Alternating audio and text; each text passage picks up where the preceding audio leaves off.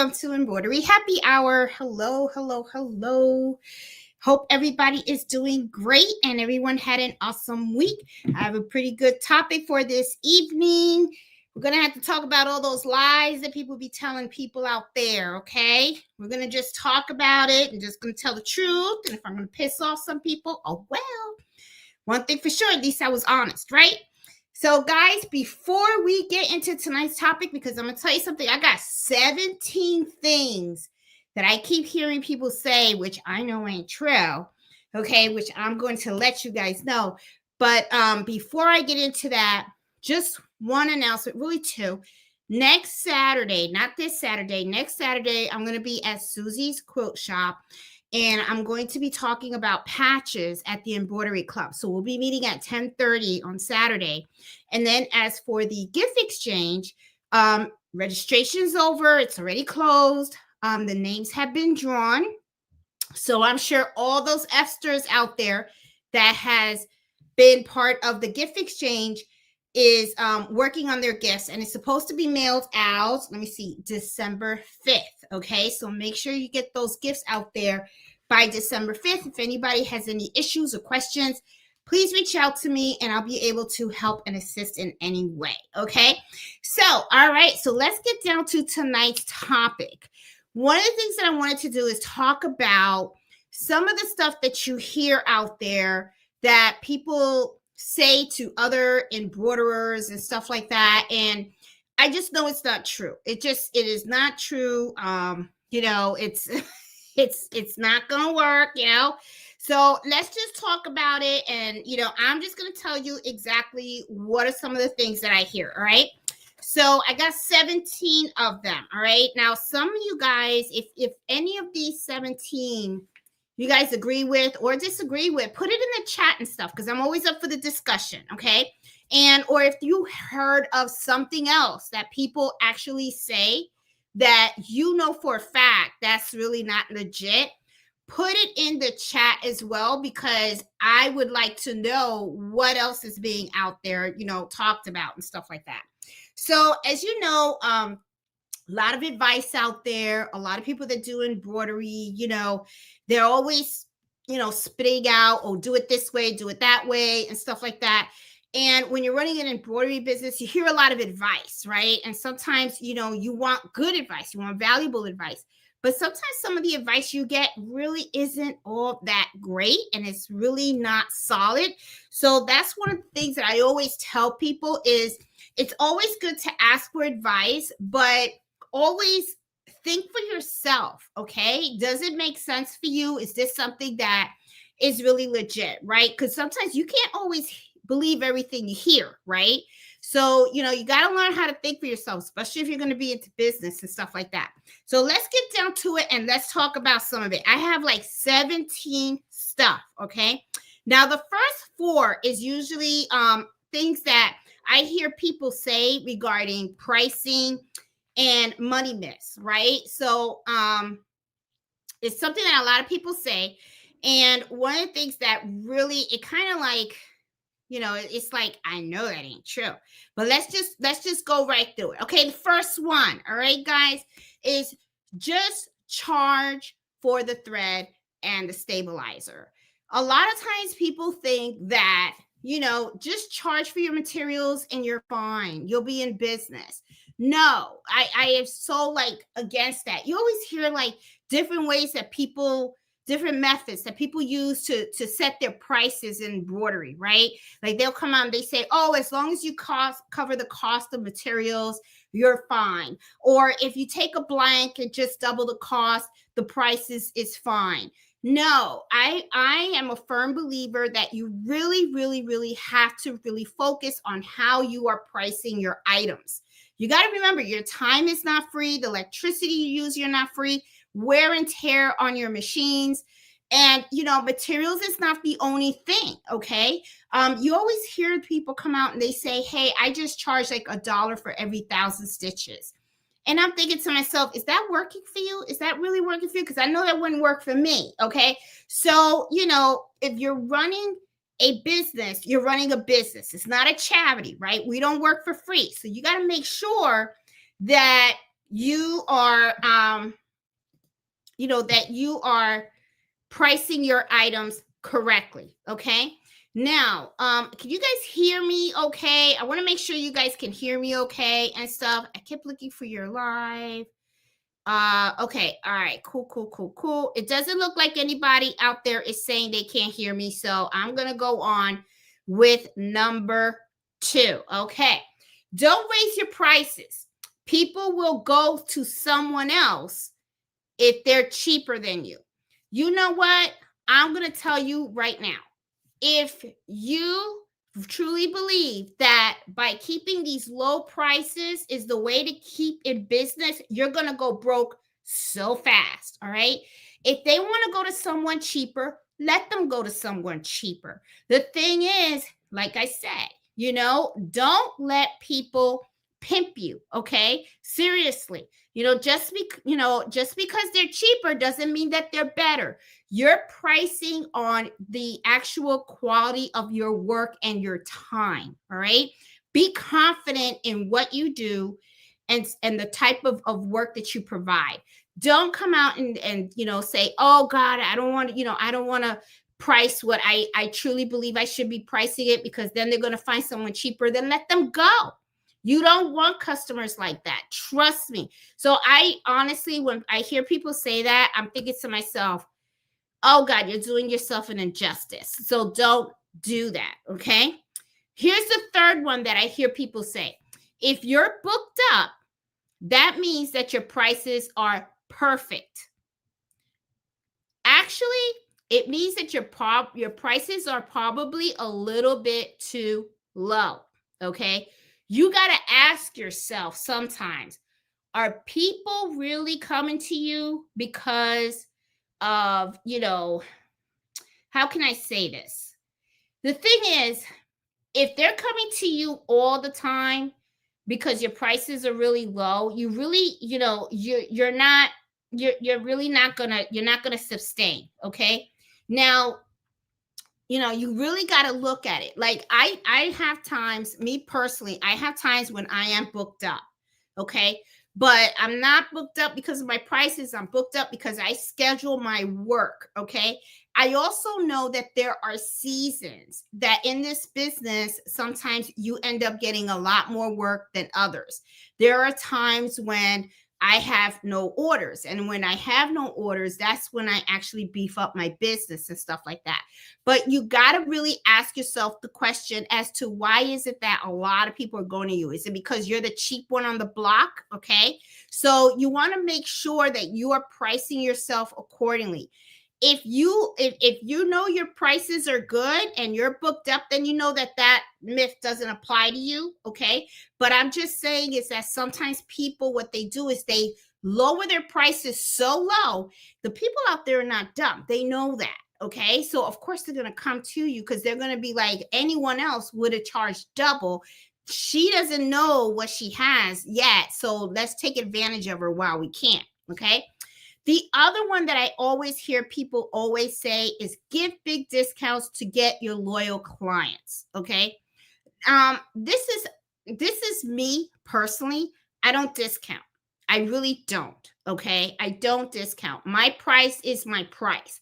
Now, all my orders are custom. They're all different. Sometimes what I will do is I could lower the price a little bit if I have a bulk order, but there's a reasoning for it. Okay. I have 3 machines at home, so I can have 3 items embroidering at the same time. Also, once the machine is set up, if it's a bulk order, it's just hooping, putting it back in and running those machines and babysitting them and making sure that the embroidery is coming out really, really nice. But I'm going to be honest with you. You get loyal customers because you do good work. That is where you get the loyal customers. Loyal customers for discounts, you're not getting loyal customers when you give them discounts. What you're getting is the customers that always looking for a coupon. Those are the customers that you're getting. The ones that want something for nothing. Okay. So you got to make sure that you have a firm understanding of your pricing, your skill set, and your value. All right. So don't let people tell you that you should be lowering your prices, that you should be giving out discounts. I never, ever, ever, me personally, I don't put anything on my Etsy shop for sale. I know that it's good quality items. I still get sales on my Etsy shop. Other people may come out and put that 10% off, 15% off, 20% off item on their shop, but I don't do it. The reason why I don't do it is because once you do that, customers are not, they're going to hold on to your items and they're going to say, she'll run a sale. She'll run another sale. And let me tell you something, when you do sales, you're cutting into your profits, all right? Because you didn't get that material any cheaper. Your thread's not any cheaper or anything like that, okay? You're the one that's losing the money when you start putting in those discounts. When you offer the 25% off, when you offer the 10% off, trust me, you still got to make the item. You're still paying for the blank. You're still doing, paying for all that threading and the supplies and everything. You still got to pay for your shipping. You still got to pay for your packaging and everything. Your time didn't diminish, okay? It's the same amount of time and effort that you're putting into it. So why? Why would you go ahead and offer a discount when in actuality, you're going to lose money in the end? You're not getting any loyal customers. And I'm going to be honest with you. I don't want loyal customers that are looking for that freebie. That is not what I'm looking for. I'm looking for the customers that want to keep coming to me because they know I'm really good at what I do. They're really happy with the work that I perform. Those are the customers that I want. The ones that respect me and my craft, not the ones that are looking for that, that discounted rate. That's not what I want. So let's talk a little bit also about the production and the workflow fails. Little comments that I hear people say. You don't need a test stitch. Just trust the design. Okay. You hear it all the time. And then you know what happens? Okay. You go ahead, you take a blank, you put it in the machine, you trusted the design because you believe that the digitizer got it right, okay? You believe that the person that you bought that file from works perfect, that it's going to work great on that material, that it's going to stitch out great. You're not going to have any issues or anything like that, okay? But you know what ends up happening, okay? What ends up happening is you didn't test it, you put it on a blank, and now you just ruined the item. Okay. So, then, you end up pissed off. All right. So you hear that all the time. People always take the chance. And then when they take the chance and stuff didn't work out, they get pissed off. And I'm thinking to myself, well, who you got to be pissed off? You got to be pissed off at yourself. Okay. Because you're not taking the time and effort to do it right. So, and you hear it all the time. Okay. This is another one that I hear. Okay. This is number 7, okay? One stabilizer works for everything. Really? It does?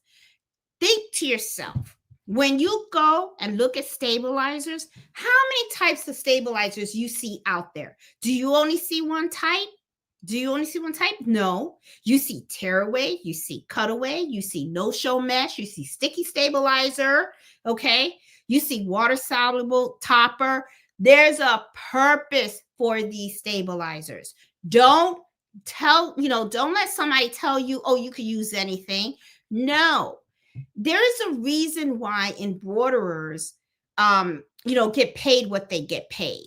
All right. You're not just pressing buttons on a machine. You have to learn what your fabrics are, how they behave, what your threads are, the different ways, how the needles and the sizes, what to use when, including stabilizer. There is no such thing as just one size fit all in embroidery when it comes to stabilizer. It doesn't work that way, okay? Just like you have different size hoops and everything like that. So don't believe that. When somebody tells you, oh, you could just use that. And that's the other thing too. Don't let customers tell you that, that you could just use anything. No. Okay. Remember, this is your craft. Okay. And stuff. So, you just tell the customer, this is how it gets done properly. If they want some sloppy work, let them go to the person that charges the cheap rate. Okay. And they can have the issue with them, not you. Okay. You want to make sure that you are solid. All right. The other one that I always hear, cheap thread works just as well as premium thread. There's a reason for the different prices and quality of thread, because think about it, the thread is actually what makes the embroidery. Okay, I will tell you, I have cheap thread and I got premium thread. When it comes to my customers, okay, seriously, I use the good stuff. I don't use the cheap thread. The cheap thread is what I use for stuff that I want to do for myself or my family or my friends and stuff like that. Trust me, I will not use cheap thread for my customers. Won't do it. Okay? Because it shows on the embroidery. All right? You got to remember, these folks, they're going to be using this embroidery. They're going to be washing it. They're going to be drying it. You need that embroidery to look nice, crisp, and clean. And in order to do that, you need the good stuff. You really do. That's why I tell people embroidery is expensive. Okay. And if you're going to deal with customers and you're going to be having an embroidery business, you got to make sure you step up your game. All right. There's a reason why you're charging what you're charging. You got expensive thread to buy, the good stuff. Let the cheap embroiderer buy the cheap embroidery thread, or let them use the cheap embroidery thread for their customers. And that way, let it be their problem, not yours. So there is a difference. Okay. So, make sure that you understand what type of, thread you're using, okay, and for what. All right, you got to remember, cheap thread, it can break a lot easier. Sometimes cheap thread, their colors bleed when they wash and stuff like that.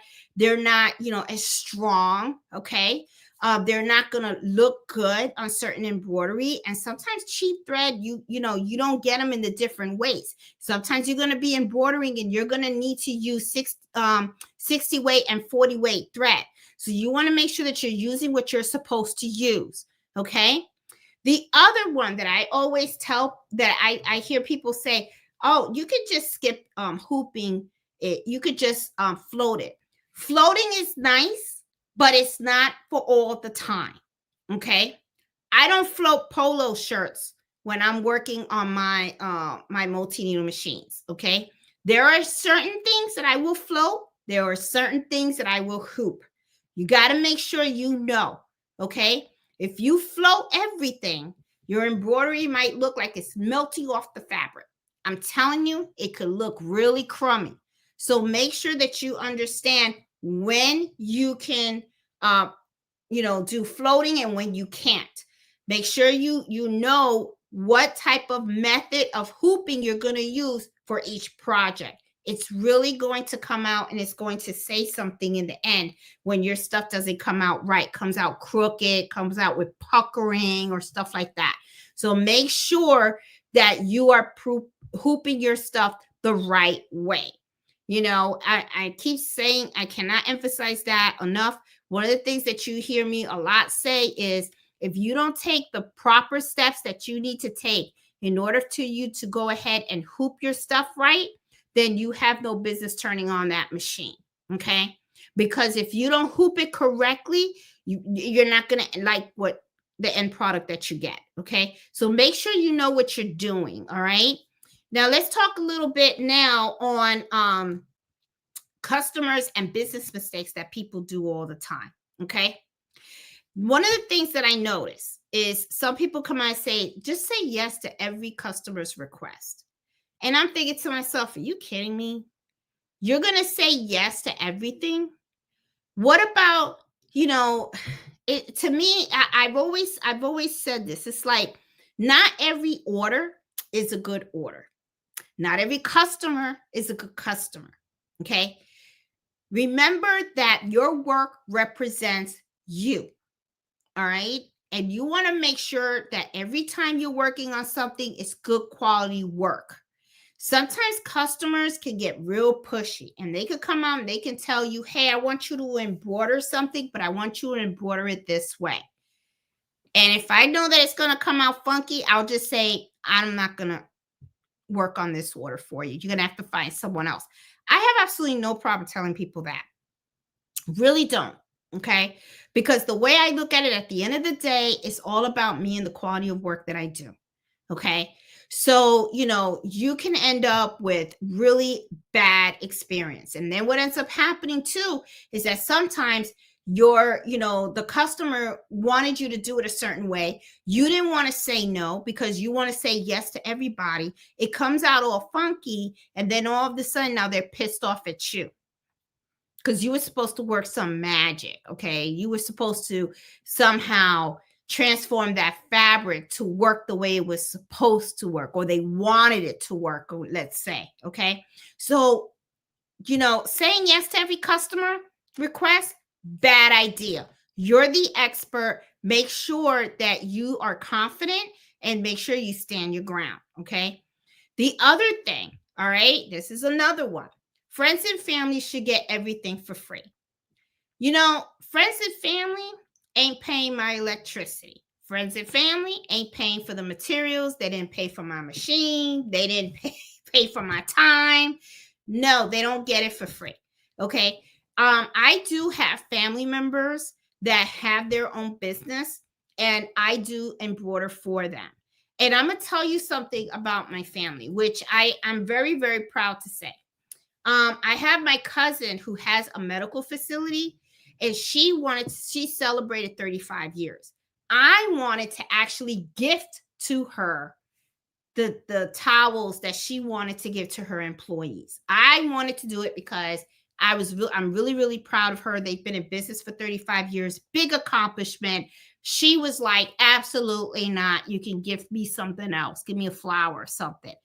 She made me send her the invoice, and she sent me that check.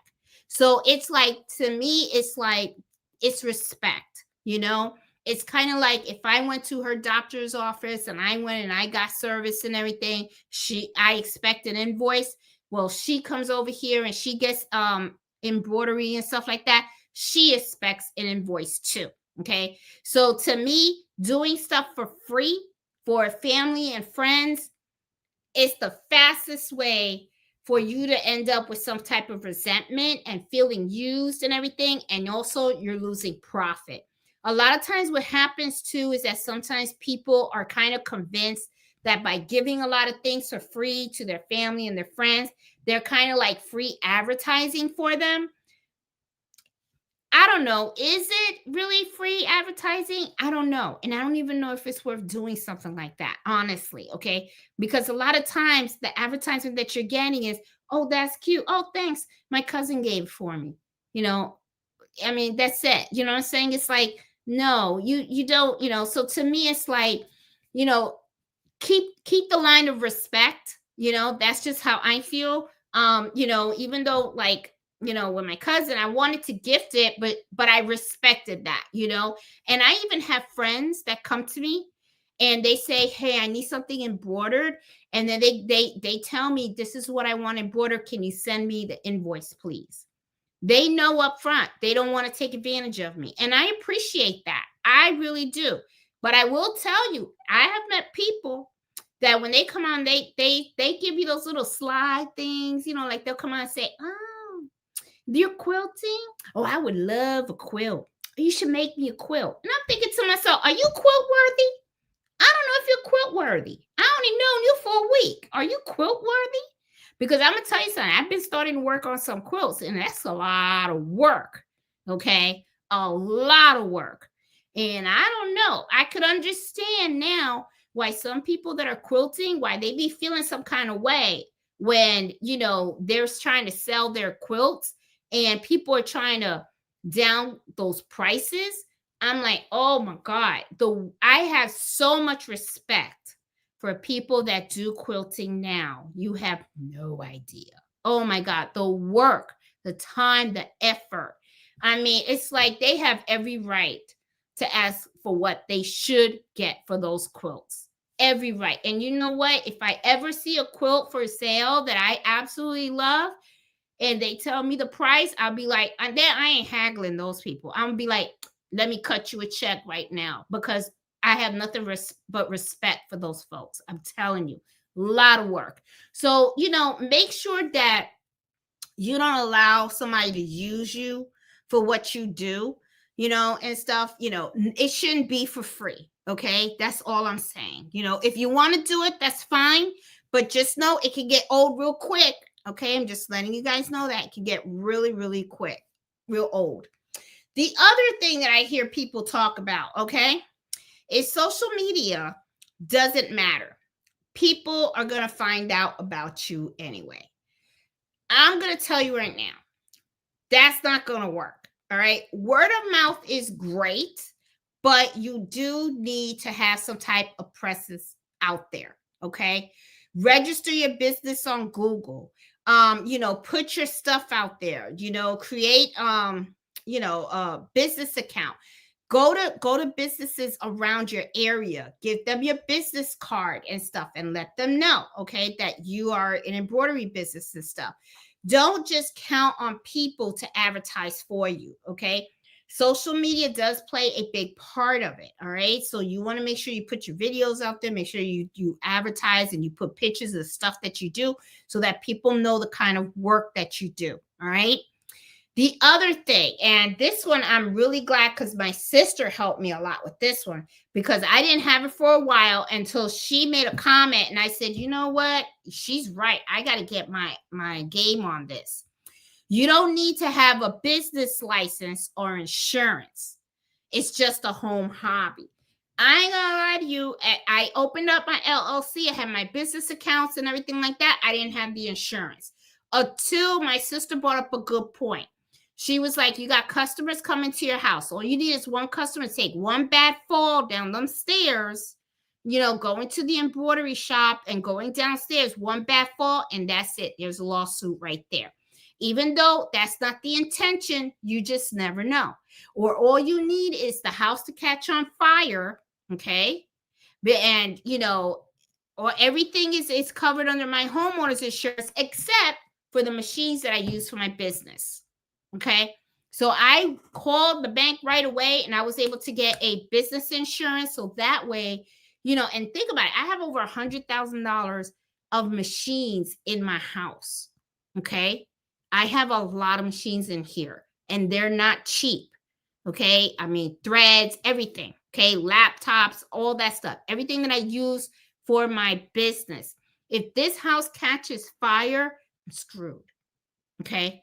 But now that I got the business insurance, because when I talked to them on the phone, they said, if you have a fire in the house or somebody falls or you try to sue you or something like that, we got you. And I'm like, oh, thank God. I mean, it's really a good peace of mind. So, don't believe it. If you have a business, make sure that you are legit. Make sure you get your LLC. Make sure your finances are straight.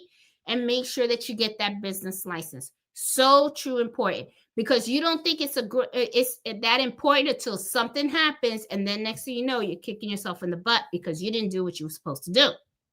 All right. The other thing, and this is something that you hear all the time, but you also hear people do get caught, and people come out and say it's okay to copy designs from the internet or something. Nobody's going to find out about it. But you know what? Copyright is real. Okay. I mean, I do a lot of logos for a lot of customers, but guess what? They have to issue me a letter saying that they give me permission. The company gives me permission for me to duplicate their logo. Make sure that you have that letter. If you can't have it, say no. Okay. Unless you're okay with getting sued. All right. A lot of times I've even heard people say, oh, you can't get sued because all you did was provide the embroidery service. They're the one that did the copyright. No, that's not true. You're the one that embroidered that logo on the jacket. Okay. So you were a participant of that. And I'm going to tell you something. These customers know. They know. Okay. I have had customers come to me with logos and I know upfront that they're copyright. Okay. Because they're from a particular, hospital or something like that. And then I talked to them and I said, do you have the authorization letter for you to get this embroidered? They said, no, they want us to order from a company and the company charges a lot of money. And we're just trying to see if we can find someone that'll do it cheaper. So in other words, let's translate what they just told me. Well, no, we just want to have it cheaper. So we figured you would take the risk and do the copyright. That way, if something happens, you're the one that gets in trouble and not us, and we're happy because we're walking around with our jackets with our logo and everything. You're in court. That's how I see that. And I'm like, no, I'm not the sucker for you. Okay. So I tell them, nope, it's not going to work. So I think what you need to do is just as soon as you get that permission, then we're good to go. If not, what I can do is I can put your name on it, but no logo. Okay. And a lot of times what happens too is I have had customers, well, they want the logo and their name, and I tell them, can't do the logo. The logo is copyright. And they say, that's fine. Then can you do the name? Absolutely. I can do your name, but I will not do the logo. I'm not going to put my livelihood, at risk, just to earn a couple of bucks. It's just not going to work for me. So be very, very careful with that. A lot of times people think they're not going to get caught. You will. You might get lucky, but luck runs out. And you know what? When the luck runs out, you're not going to be real happy about that either, okay? Because you're not going to feel good when you get that letter from the lawyer, and next thing you know, you're in court, and then you got to pay thousands of dollars in settlement, okay? So, don't fall for that. Okay, don't fall for it. Okay. The other thing, okay, let's talk about some mindset lies that people tell you about. These little mistruths that you always hear. Okay, I'm gonna soften it off a little bit. Okay, they're not a lie. They're little mistruths. Here's one that I always hear. If you love embroidery, you'll never get tired of it. Yes, you will. Let me tell you, when you get bulk orders, okay, and you got to do 50 or 100 or 200 shirts, because I've been there, you get tired. Now, it doesn't mean that you don't love it anymore. You do love it, but it is a lot of work. Okay, embroidery takes work and it takes a lot of time. So, don't think, that, oh, I love it and I can do this forever and it's just going to be great and all that kind of stuff. It can be stressful. Okay, because sometimes, I've had moments where I had things under the needle and I'm thinking, oh God, am I going to jack this up? But, it's always a risk or whatever. But, you got to do what you got to do. Okay. So, just know that you got to know your pace. Okay. You don't want to get burnt out or anything like that. You want to know your pace and you want to do well. Okay. So just keep that in mind, that you can get tired of it and it's okay to take a break. I've done it. I've taken a break. I've taken my schedule book and I have sometimes marked out a whole week. Okay. And said, I'm not going to do any embroidery jobs for this whole week because I need time for me. So, don't ever think you're not going to get tired of it. It happens. We all go through it and it's okay. All right. The other thing is you can learn anything you want about embroidery on YouTube. You don't need to invest in any type of training. Okay. That's not true. Okay, you have to educate yourself. Okay, YouTube is a great source, but it's not the only source. Okay, there are expos out there. There are classes that you can go to. You really should learn your machine. Go to sewing shops and take classes there and stuff. You got to really learn the ins and outs of embroidery. Now, you have your digitizer and you have your machinist. I'm more of a machinist, but I'm not dumb when it comes to digitizing either. Okay. You need to learn some type of digitizing as well. Okay. Because there are going to be times when you have to make some type of modifications to your designs.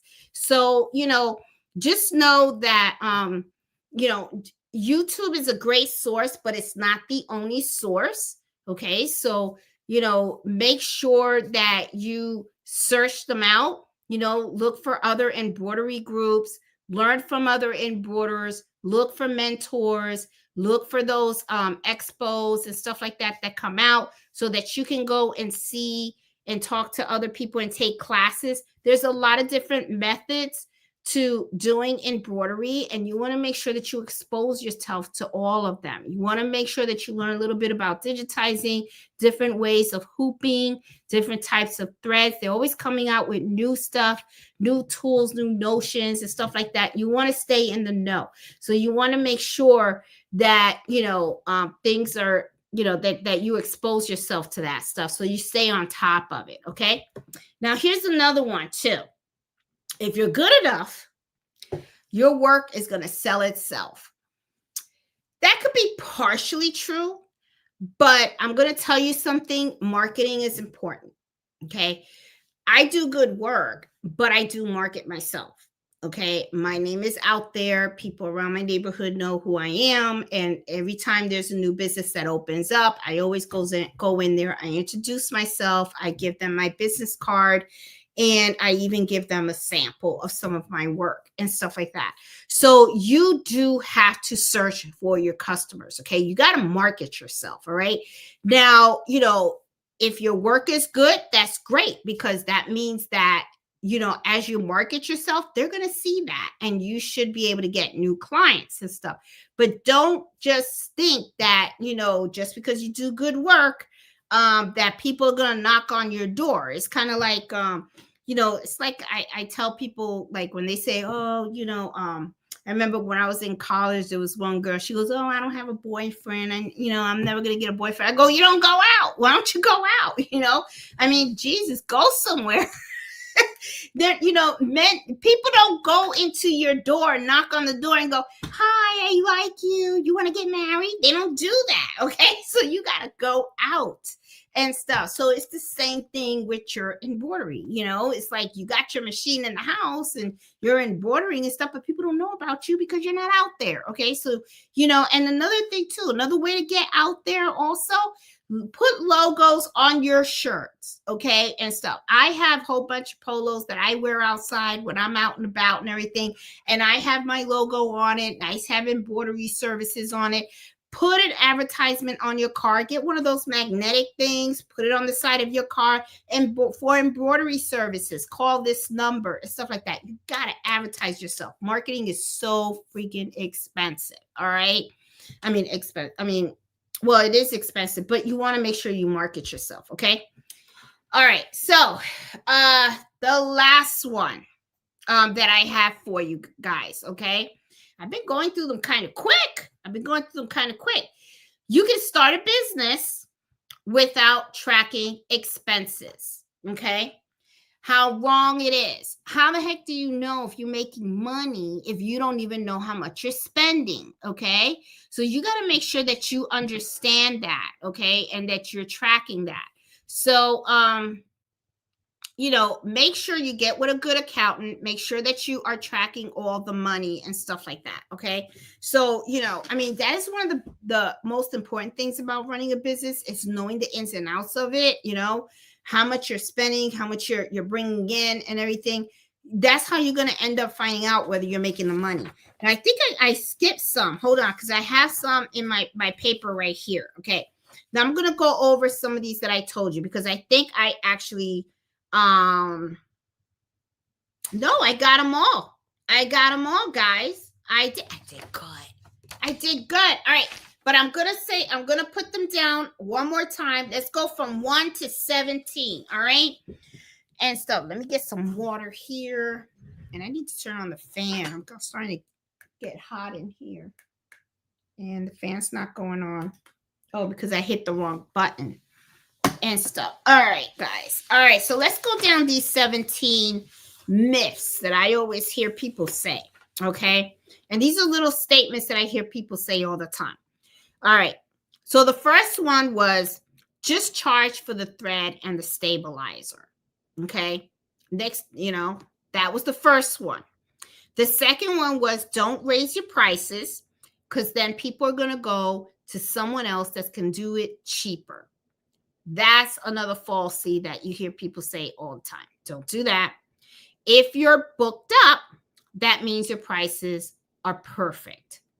That's not true. It can actually mean that maybe your prices are a little too low. Okay, so that's something you just got to really look at and stuff. And let me add another one. Let me add number 18. Okay, because someone has said this once. They said, if your shop is too neat, that means you don't have any business. Oh, how wrong you are. Let me tell you, because I'm a pretty big one on that. Okay. I always love my shop to look neat and organized. Okay. Now, I may have a lot of stuff, but it's piled up neatly and organized. I am not a fan of having things on the floor. I'm not. People have shoes on, they have dirt on their shoes, they're walking on the floor. The last thing I'm going to do is take a customer's jacket or shirt, put it on the floor and stuff like that. Okay. People look at that. They're very aware of your shop and how you organize it and stuff like that. And if it looks dirty and it looks very sloppy, to me, what it tells me is, maybe they're not as organized and they're going to make mistakes and all that kind of stuff. I mean, let me tell you this way, okay? When you go to a restaurant and you go to eat some food and you find out that they have a dirty kitchen, do you think you would go there and eat again? Just saying, okay? Something to think about, So just think about that, okay? All right, so we got number 1, just charge for the threaded stabilizer. People, just charge for the minimal, okay? Don't raise your prices or it's going to go to somebody that's cheaper. That was number 2. If you're booked up, that means your prices are perfect. That's a little iffy, okay? Got to think about that one. Give big discounts to loyal customers. Why would you do that? Why would you give them big discounts? That's money that's coming out of your pocket. Don't do it. Number 5, you don't need a test stitch, okay? Because if you bought it, it's good, all right? Number 6 is one stabilizer works for everything. No, it does not. Cheap thread works just as good as the premium thread. You know what I would do? If you want to make sure about this, do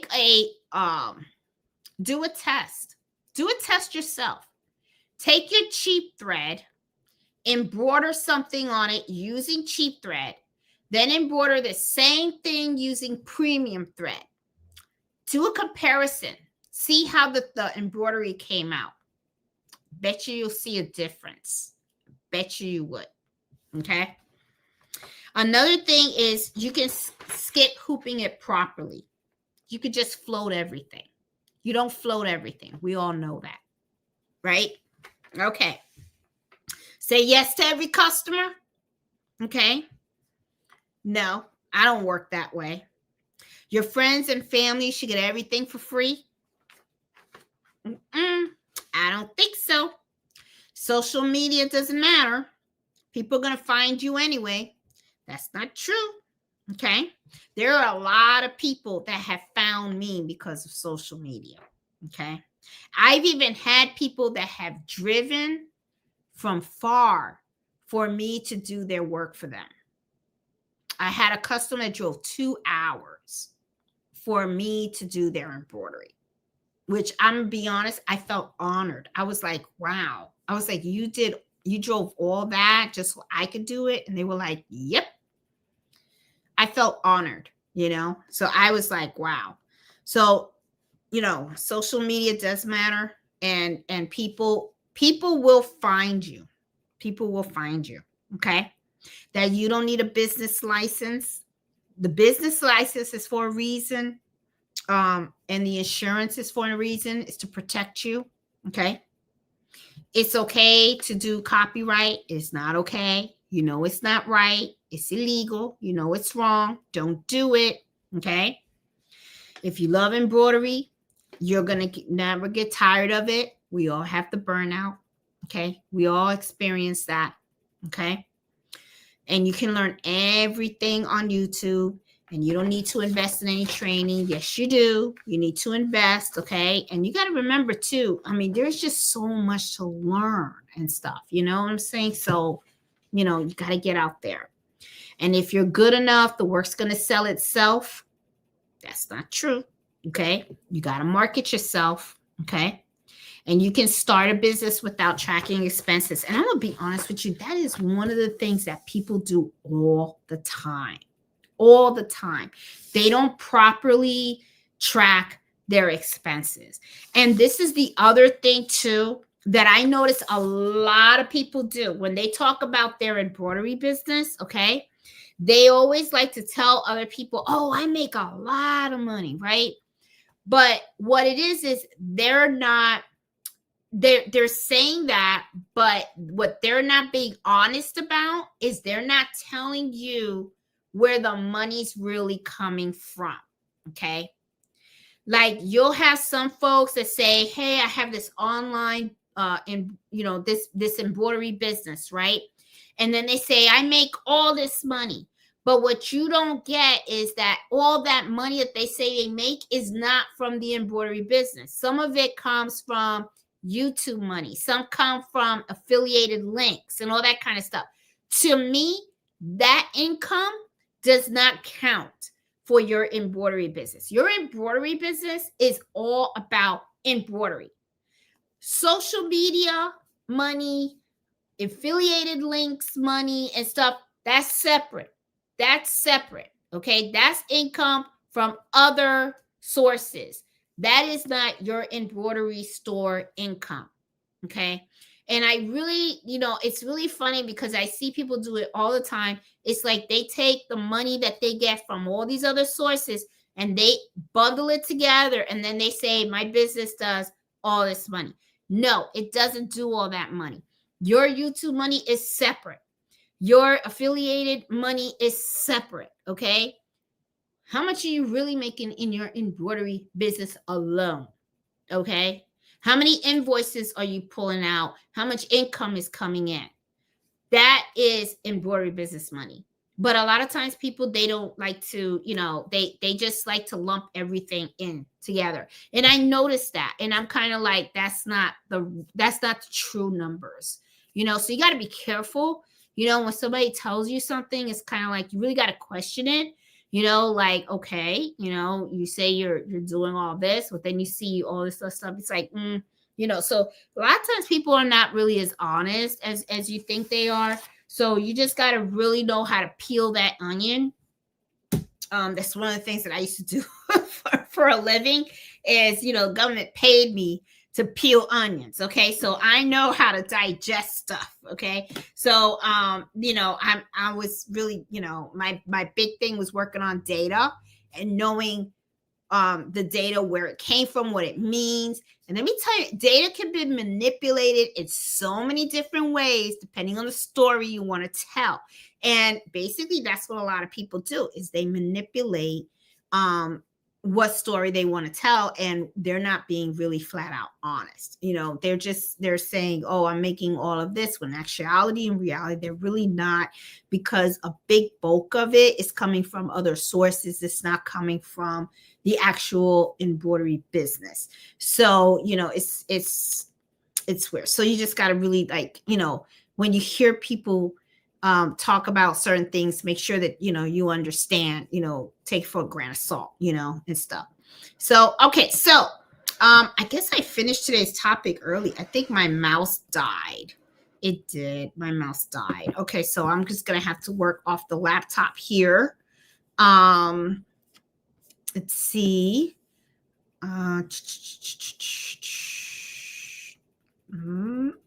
Okay. All righty.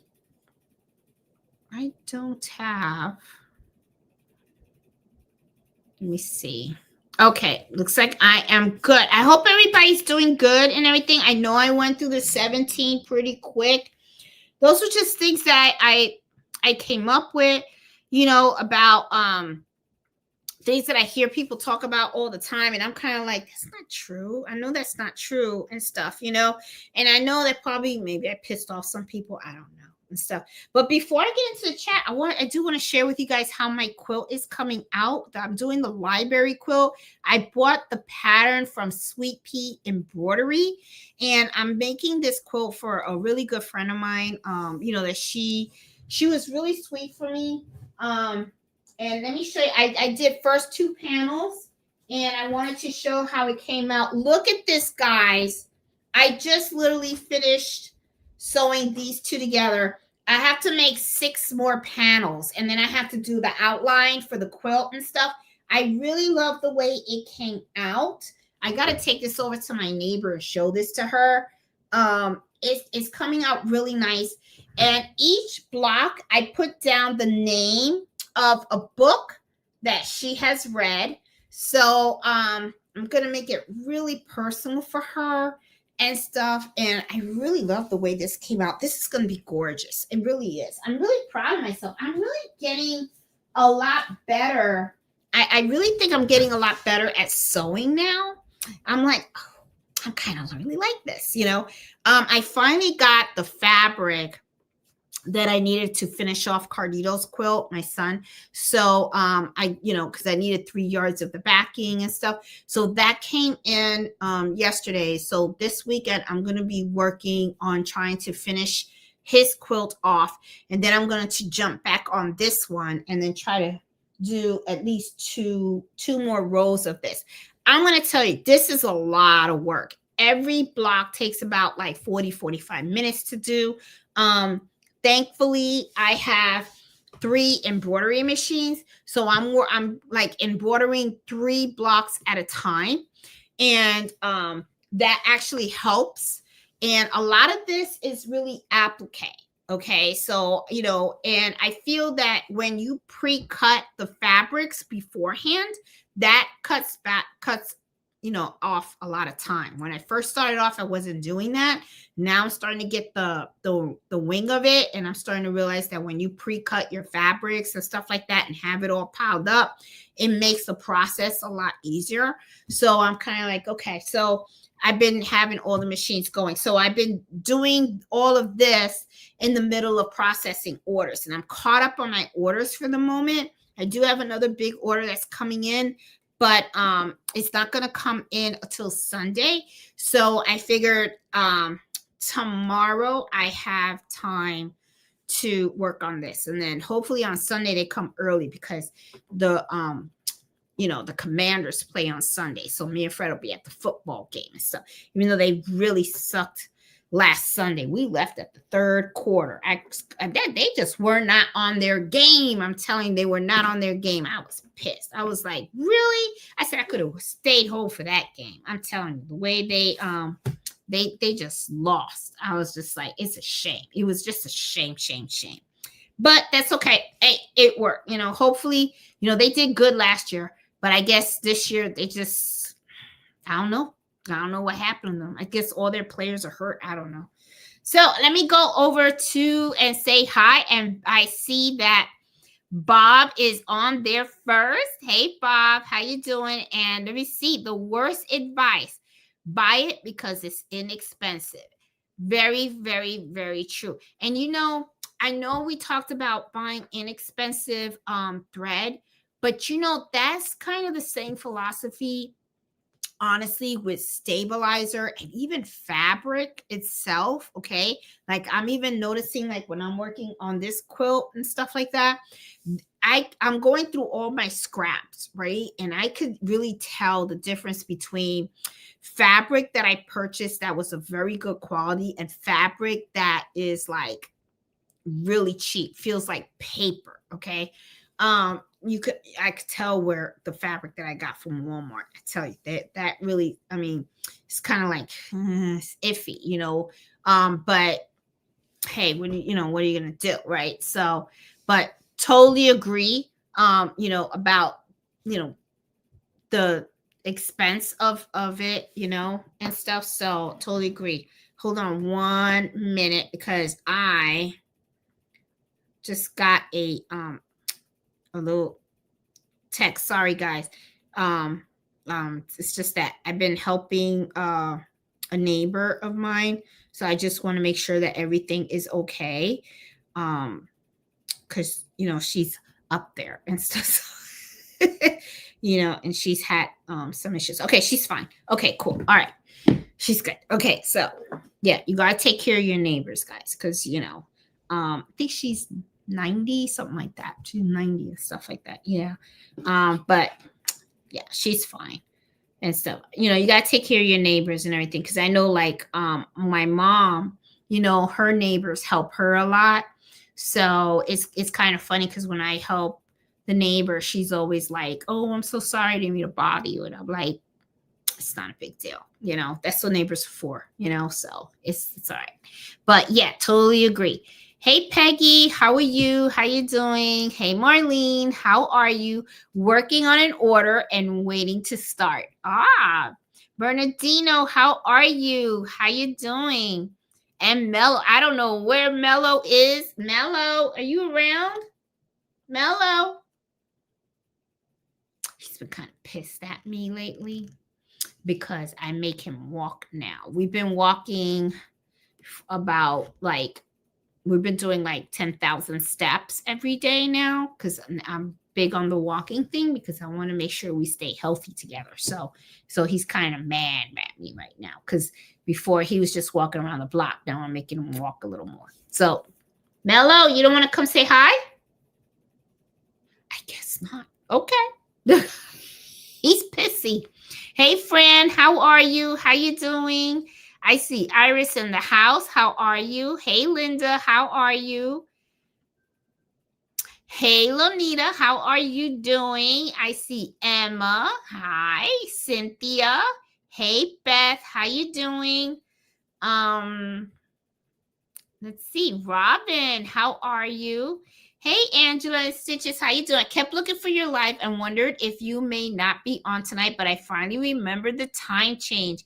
Here in Arizona, we don't change our time. We're too brain dead from the sun. Oh my God.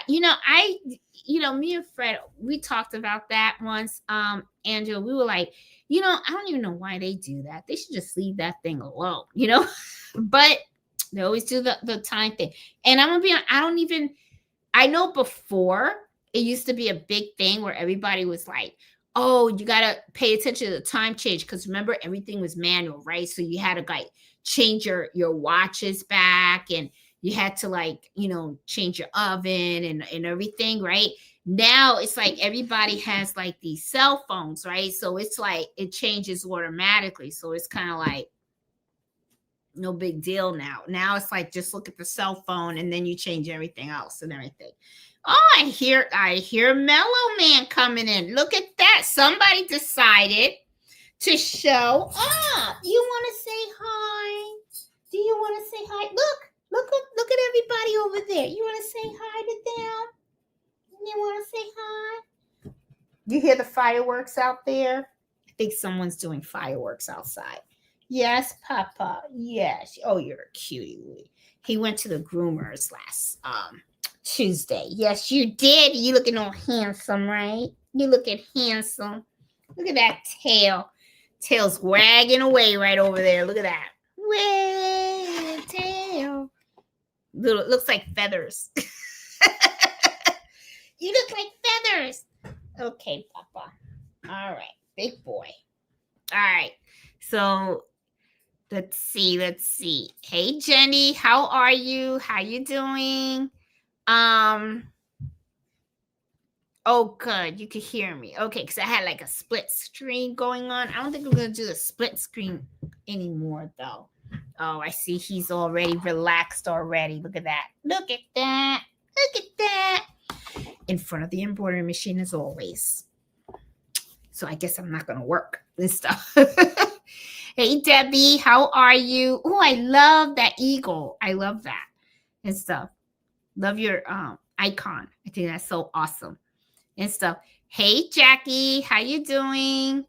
I saw a guy who showed that Amazon lies and show bargain hunters the things they want at a percentage off. Other people see the same amount shown at a regular price. Yeah, I mean, It's kind of, and another thing too, Debbie, is I notice sometimes like you can go on Amazon. Me and Nancy talked about that. You go on Amazon, you see something, then you go to Timo and you see the exact same thing for like half price. It's cheaper. But but sometimes though it's the quality too, you know. So you just gotta, watch it and stuff.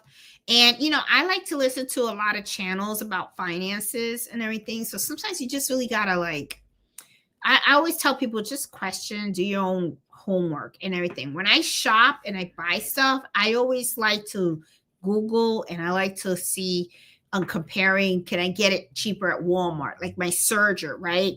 Amazon had my serger for like $250. And then when I went on Walmart, it was the exact same serger for $199. And I was like, all right, so I was thinking to myself, okay, so maybe they want like $60 more because they're going to deliver it the next day. Well, guess what? I ordered it off of Walmart and I paid $199. I got it the next day too. So I was just kind of like, ain't that something? So it was the same thing, but I got to save $60. So you just got to be like really careful. A lot of times people think Amazon is cheaper, but actuality, in my opinion, I feel like what you're doing is you're buying that convenience. A lot of times I think we're turning into a society where it's like all we want is everything like real convenient. We don't want to do anything. Kind of similar like with DoorDash. I just feel sometimes like I was doing DoorDash for a while, and then I was like, wait a minute, why am I, that burger, when I went to the freaking store, it was $13 for the burger, right? And then when I ordered the same burger, the same everything through DoorDash, I paid $26. And I'm thinking, that's a big difference, okay? So I'm like, no. So now it's like, I don't even do the DoorDash anymore. If I want a burger, I get up, I get in the car, and I go get it, okay? Because I know that I'm going to save money by doing that. And then sometimes what happens also is when you do order from these services and everything, you order it, and then sometimes like they'll get the order wrong and all that, and that'll piss you off. So I'm like, I'd rather just go pick it up myself and stuff, and then I know I got what I'm supposed to get, because that is one thing that really pissed me off, is when you're hungry and then like you order the food and then it finally shows up, right? And then you open up the bag and then you open it and it's not what you ordered, or they got half the order or something like that. So it's like, but yeah, so you just got to really, sometimes you think you're getting a bargain and you're not. So you just really got to be careful with that stuff. Hey, pretty eyes, how you doing? There are those who test and those that wish they had. Yes. And especially if they did it on a blank. Oh my God. Then it's like, then they're pissed off and stuff. I love machine embroidery, but I don't love enough to work when I don't have to. So I set my prices right. Twice the price and half the business, same gross, less labor. There you go. There you go. Hey, crafty Puerto Rican, how you doing? It's good to see you. Hey, everybody. Debbie said, exactly. Totally agree. Totally agree. Hey, Michelle, how are you? Working on her Esther gift. Oh, my goodness. I got to work on mine. People are out there paying $20,000 for a single tattoo. If your work warrants a high price, people will pay even if it's right for them. And it's true.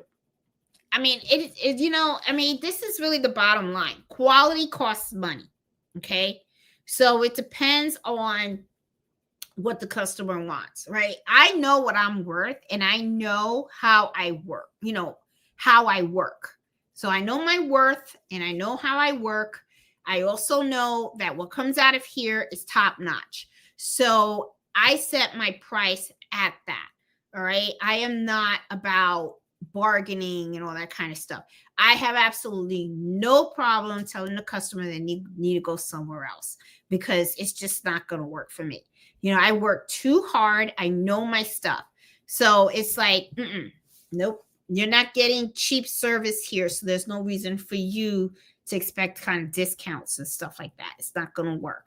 Hey, Miss Miller, how are you? Hey, Nancy, how you doing?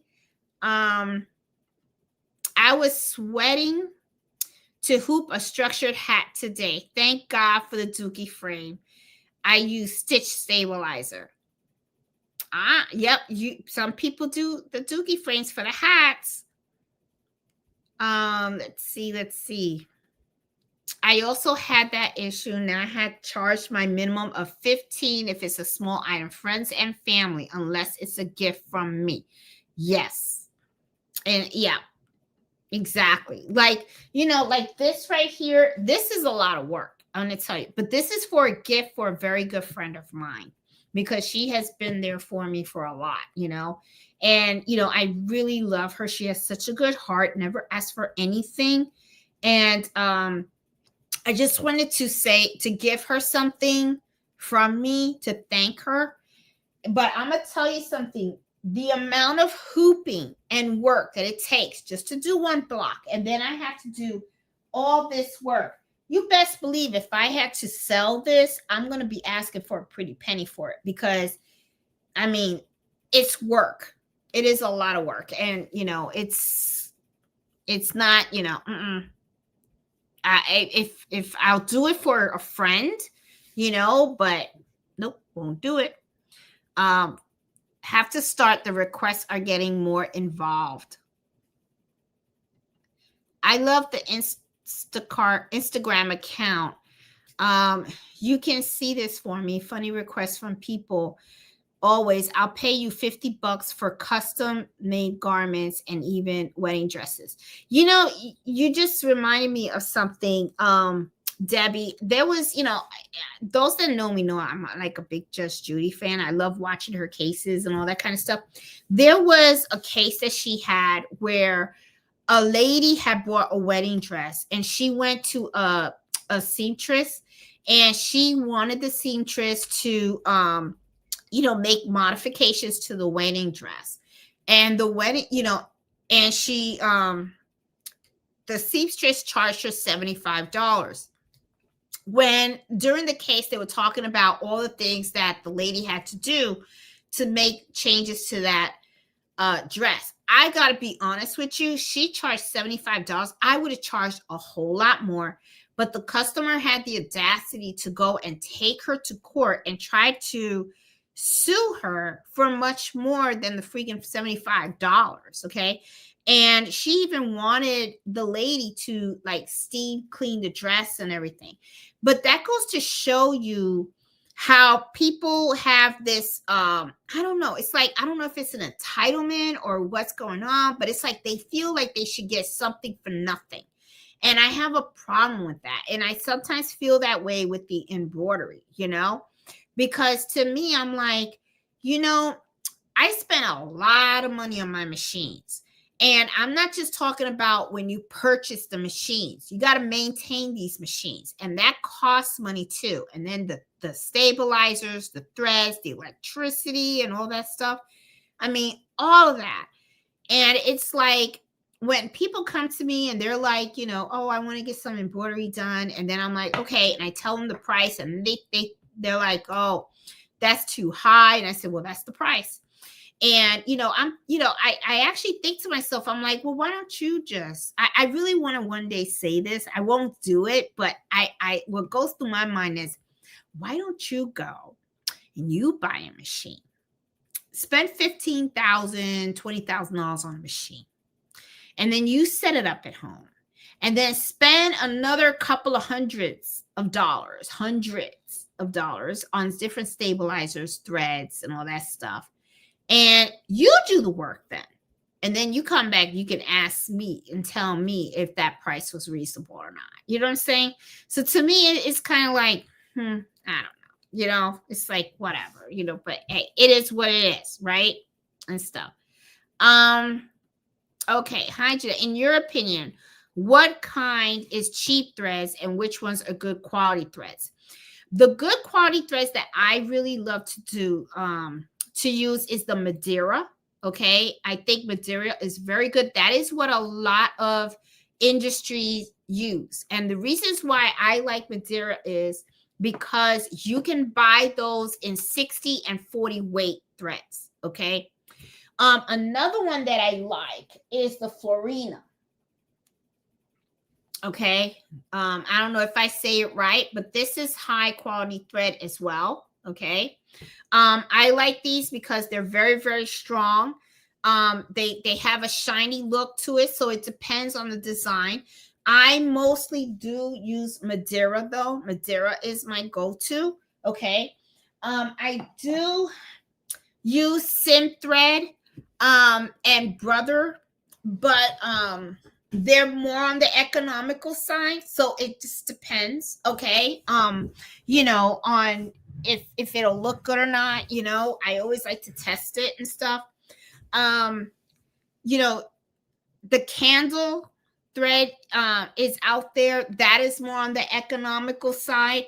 One of the things that I do notice with those threads is they do have a lot of lint on them. And I don't know, they're kind of matted, I guess, or at least the ones that I've gotten are a little matted and stuff. I could be wrong. I do know that some people do like to use them, but just be, to me, Christine, my advice is really just know what you're using on what. Okay. You know, like I said, I have candle threads. Okay. I have Sim threads. I have Embroidery. I have cheap threads too. Okay. But those are not threads that I typically use when I am working on customer products. I always like to use Madeira or Florina. Those are the two. Okay. The Madeira is because I get them from All Stitch, and I always, you know, and because I can get those in 60 and 40 weight. The Florina, I can't get them in 60 weight, or I haven't found a place that sells them in 60 weight. I only get them in 40 weight. So it depends on the design. If I have a design that requires a little bit of shine to it, I'll go to the Florina. But you know, Madeira is it has shine, but not as much. It's a little more on the matted kind of, but it does have a little bit of shine to it. But I do like, this is really my go-to, honestly. This is really my go-to. There are some other threads out there that are considered premium as well. You know, but more, this is really my go-to because I have their color chart, and I like working with the customers off the color chart. And because I have an account with All Stitch, I can order them and I get them pretty quickly and stuff. So that's why I kind of like the Madeira. And because you know, they have hold on, you know, they have the the colors are like so overwhelming. Okay. That a lot of times my customers can just pick from here and they're fine. And I can get the colors in 60 weight and 40 weight, because sometimes you can have a design that you require threads in the 2 weights. I kind of like Madeira because of that. So that is really what a lot of industries use and stuff. But just be careful. And then sometimes also, one of the things, Christine, that I recommend also that you do is, if you have like a logo or something that has like a real dark color, like a deep color or whatever, like a dark red or something like that, what I would do is take a piece of white material, embroider like the letter L on it or something like that, just a little block. You don't have to do a big thing. And the next time you do laundry, throw it in the washing machine with your clothes. And then when you put it, after you put it in the dryer and stuff like that, take a look at it and see if you get color bleed. Okay, because I've heard that sometimes you could get color bleed with some of the cheaper brands. So you don't want that, because the thing is, you don't notice the color bleed until after an item gets washed. right? So you don't want to like embroider something for a customer and then it looks beautiful. And then they take it home and they put it in the washing machine. And then next thing you know, they have color bleed. They're going to come to you and then they're going to be like, hey, the thread of color, bled over to the shirt or something like that. So if you had bought like thread that's kind of like on the cheap side or whatever, then I would watch out for that. The other thing that I would watch out with cheap thread is you're going to get a lot of thread breaks sometimes. Okay, because that is something that I do notice sometimes with my brother reed and my sim threads. Sometimes they work great, but sometimes I could occasionally have a little spool where I'm getting all this constant breath breaks. And I'm thinking, oh, what's up with that? And then I'm thinking, well, maybe it just needs to be, moisturized. And if it does, something you can try, this is Fray check, hold on. I have something that I use on, because if you sometimes get thread that's a little bit dry, right? You can use this. And it's kind of like a moisturizer for your thread. And it's called Sewer's Aid. This is what I use. Okay. And let me show you how you use this, because a lot of times people don't know how to use this. Well, this comes off. It's a cap. It comes off. Okay. It looks like this, right? And you're just going to put like a drop. But this is how you do it. Okay. Let me show you. What it is you're going to have your spool of thread right here. So you're going to take the cap off. Okay. You're going to take the cap off. And then what you're going to do is just go like this and then just squeeze a drop and then just go like this down. And then you're going to see it's going to have like a little thread. You just want to, you don't want to do the whole thing, just one side. Just take this, just go like this, and you'll see the little line.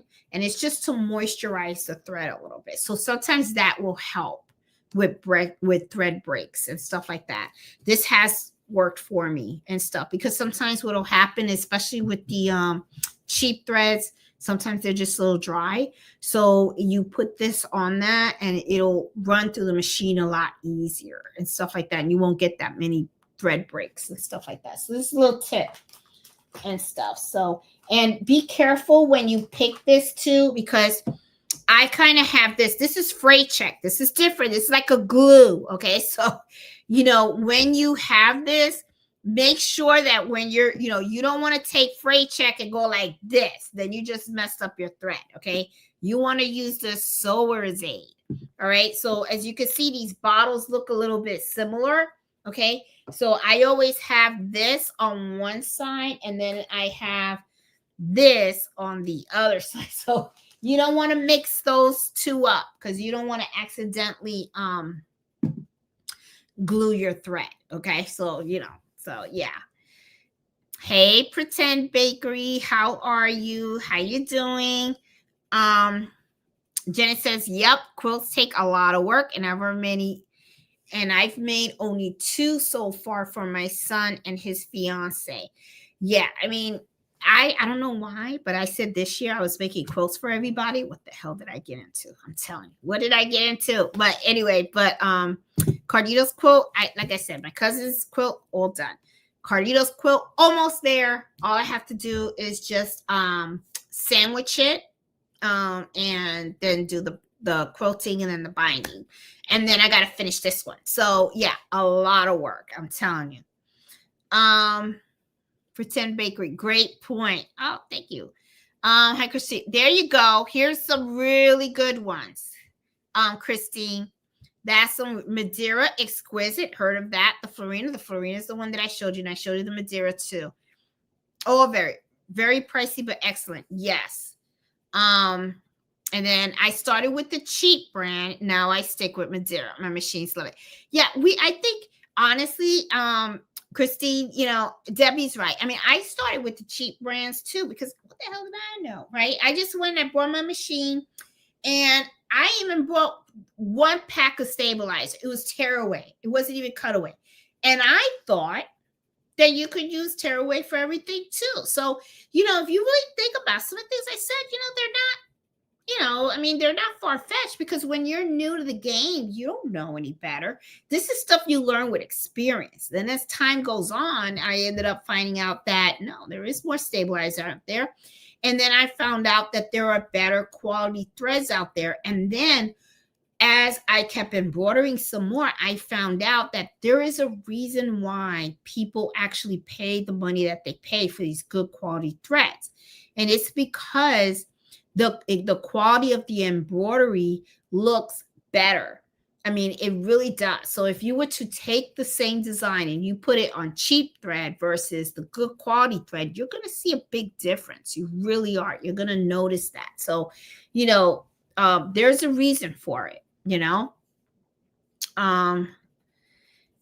There was a woman crying on YouTube that Etsy shut down her shop and her bank account. And then she explained that she had been warned by Disney twice. See? So why was she crying? I mean, you knew you were doing wrong. Hello? I mean, really? I mean, it's like, I don't know. I mean, I don't get people sometimes because my whole thing is, I mean, what are you crying about? It's like you knew you were doing wrong, right? So if you knew you were doing wrong, then what are you upset about? Because you got caught? It was only a matter of time, So, I mean, I don't do that. I just don't. I just do the right thing. That's what I tell people. It's just do what's right,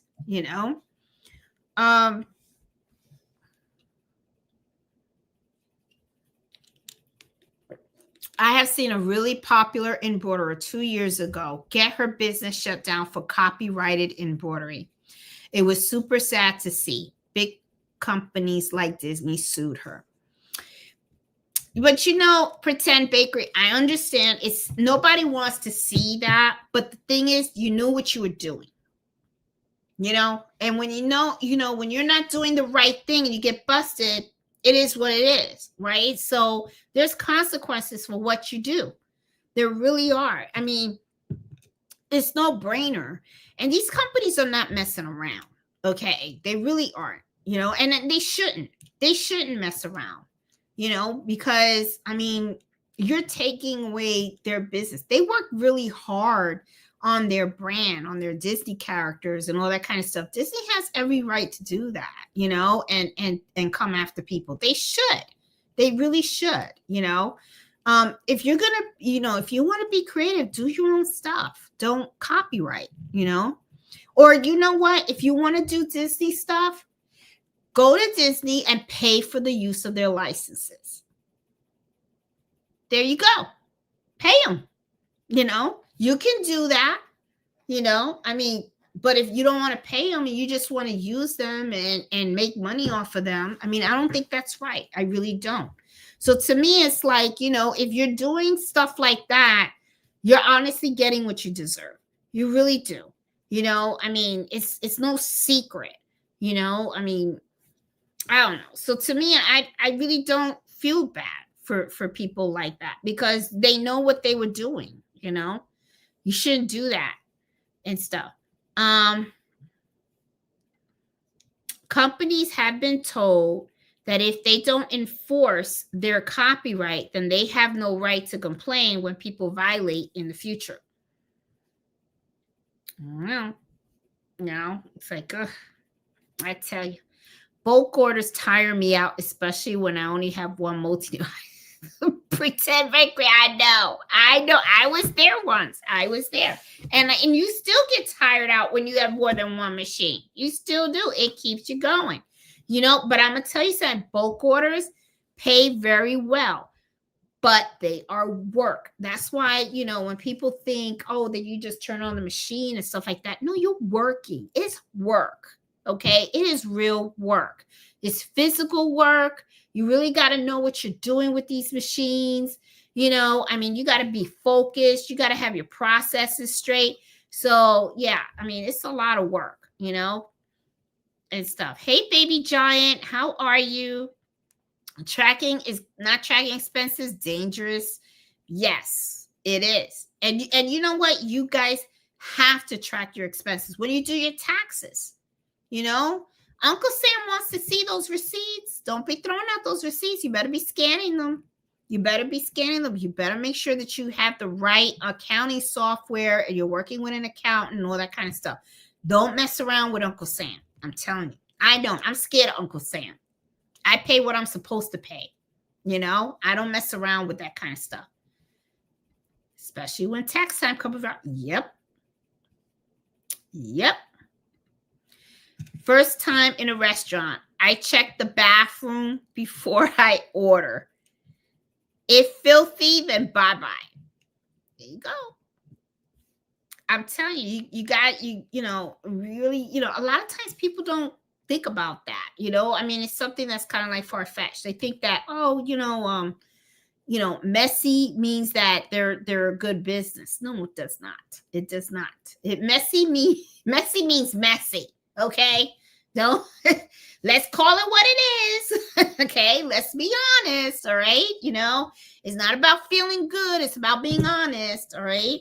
I mean, sometimes the truth is going to make you feel uncomfortable. Not everything in life is supposed to make you comfortable. Okay. So, always do a test stitch. I always do a test stitch early on. I made mistakes trusting the digitizer. Yep. And I'm gonna tell you something. I work with a lot of digitizers and digitizers that I trust that are very, very skilled. Okay. They make mistakes. They're human. They are human. Okay. And sometimes, as much as I've worked with them, they can forget certain things, like if I want a certain style or something like that, they can make mistake.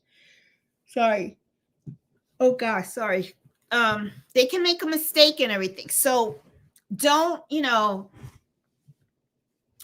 always test stitch, always, I mean, there've been a lot of times when, I've got asked for work to be done and it came out perfect, but there've also have been times when I've done a stitch out and then I say, oh, this little section needs work, and then I have to send it back to the digitizer. They have to redigitize it and everything. Then I got to retest it and stuff. And people make mistakes, so don't take anything for granted.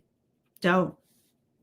The only time family gets anything for free is if I gift it. Same here. And it's because I want to. You really get business from YouTube. I need to start making videos. I have actually gotten business from the channel. Actually, I have actually had people reach out to me that actually were local, and they were like, oh, I need some embroidery work done.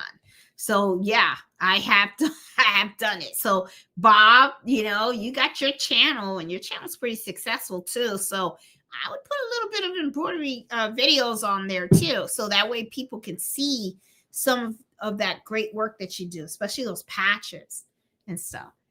I had time to start a business magic.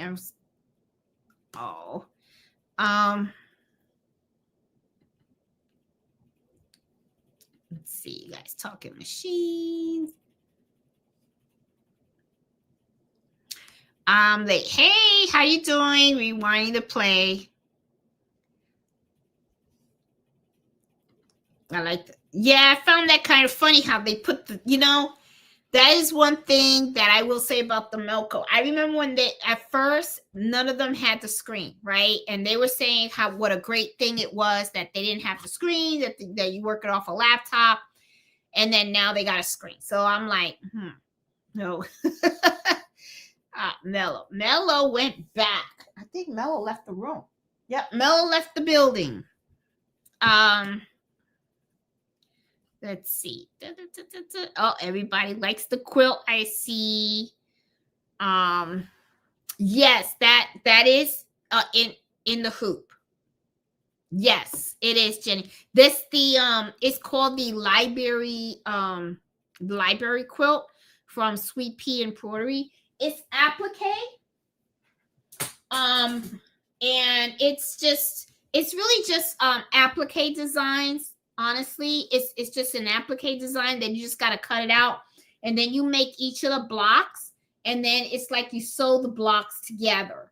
So it's really more of an applique design. I mean, I know it's kind of like in the hoop, but to me, I consider it more of applique and stuff. So it's coming out really, really nice. And I know when I finish the rest of it, hold on, I just want to make sure I have it right because I don't want to have it on the, I don't want it to fall or anything like that because I'm taking good care of that thing. So I think I need, these are just 2 rows. So I think I need about like 2, 4, 6, 8. I want to put like maybe 7 or 8 rows. And then I'm going to put a border around the whole thing because I want it to be like a throw blanket so that she could use it, you know, at home and stuff like that. So yeah. So it's coming out pretty cool and stuff. And it's not that hard. It's really not that hard, but it is a lot. It is a lot. A lot of cutting of fabrics and all that kind of stuff. So yeah. But it's coming out fantastic. Yeah, thank you. No, I did not. To pre-cut, no, I have been hand cutting them, Debbie. I don't have a brother scan and cut, and I haven't been using my Cricut or anything like that. Because the thing is, I don't know. I kind of like been working on the fly, like what color I'm gonna put on what book and stuff. So, you know, I just been kind of just, you know, winging it. Now, what I did do is some of the pieces I kind of pre-cut, right? Like I got my cutaway stabilizer, the batting, I cut them all 8x8. The same thing with the book, the backing of the bookshelf, that's 8x8 as well. So, and then, you know, the pieces for the books and stuff, I just been cutting them like 2 inches, right? So that way I, you know, and then I just like work on each one and I just put it wherever it looks like I want to put it, you know, and so I'm trying to make everything look different. And then I've been modifying the file a little bit because I want to put the titles of all the books that she's read with the book club that she runs and stuff. So yeah, because literature is her favorite thing.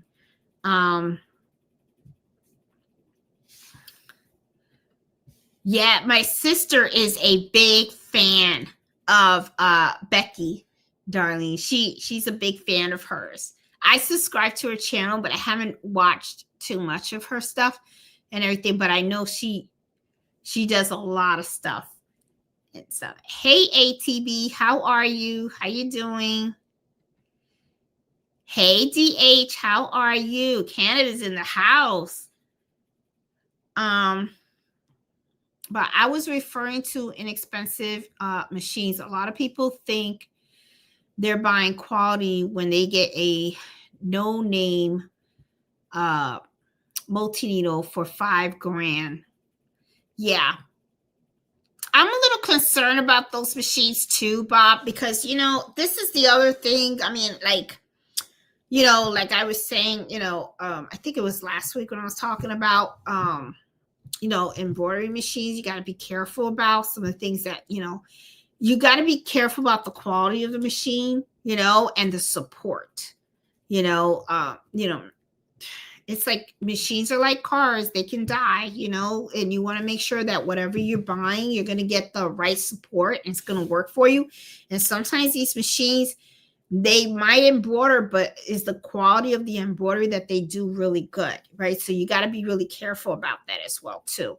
So yeah, I am beginning to notice poor quality fabric.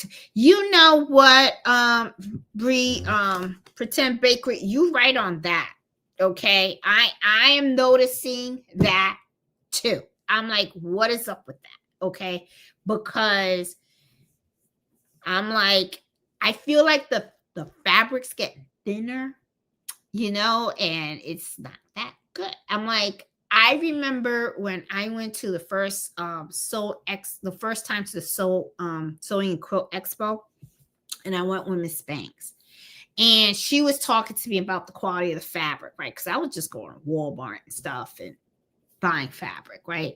And she's like, no, there's a difference in the quality of the fabric. And then me and her walked around and we were feeling fabric. And then I saw how soft and thick some of these fabrics were. Like they were the real good fabric, okay? And that kind of spoiled me. So now it's like when I'm looking at fabric, I'm kind of like feeling it, right? And which is one of the reasons why I kind of pissed off that they closed Joann's, because one of the things that I liked was going around and touching the fabric. Now, when you buy the fabric online, you see the pattern, but you can't touch it, right? So it's kind of like, what are you going to do, right? But I'm with you on that. I feel like fabric now, the quality is starting to change. It's like getting a little bit on the poor side. And I don't know how I feel about that anymore. It's like, it's kind of like pissing me off a little bit, Buying embroidery machines that are inexpensive, but no one in a 100-mile radius can perform maintenance on it. That is true. Hey, Ozzy, haven't seen you in a while. How you doing?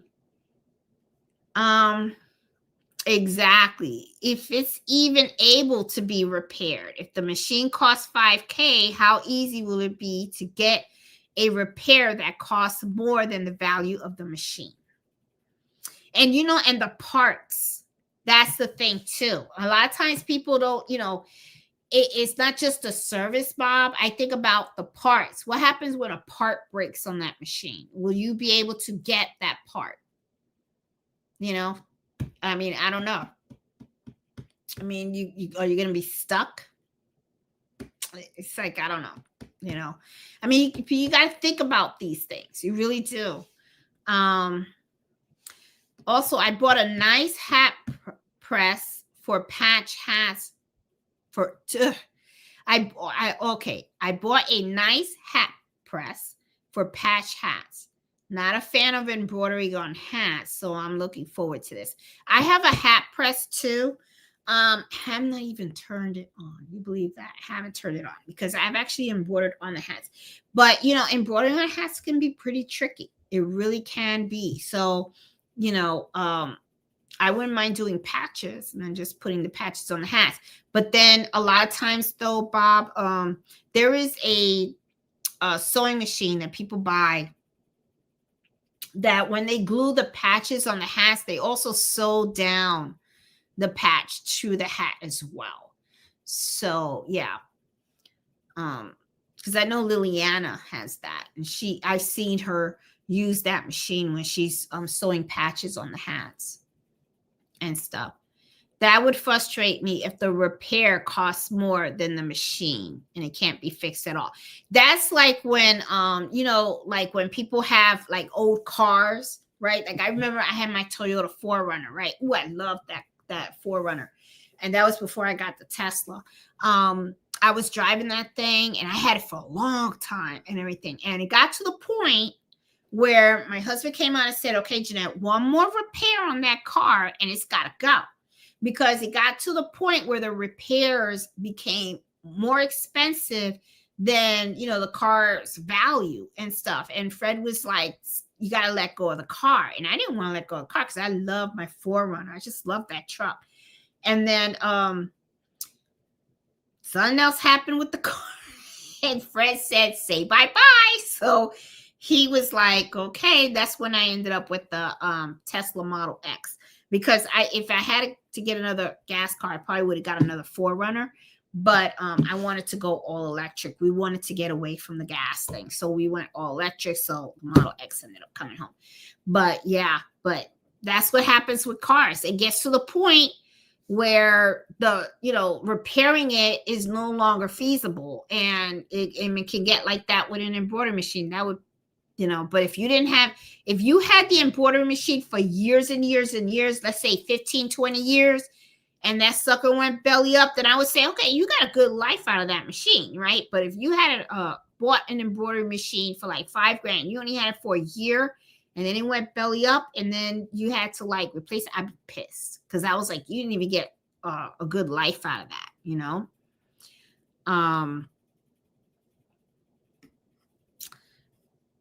It's like the inexpensive printers with ink that cost a fortune. Yep. And you know, I feel that way about my sawgrass.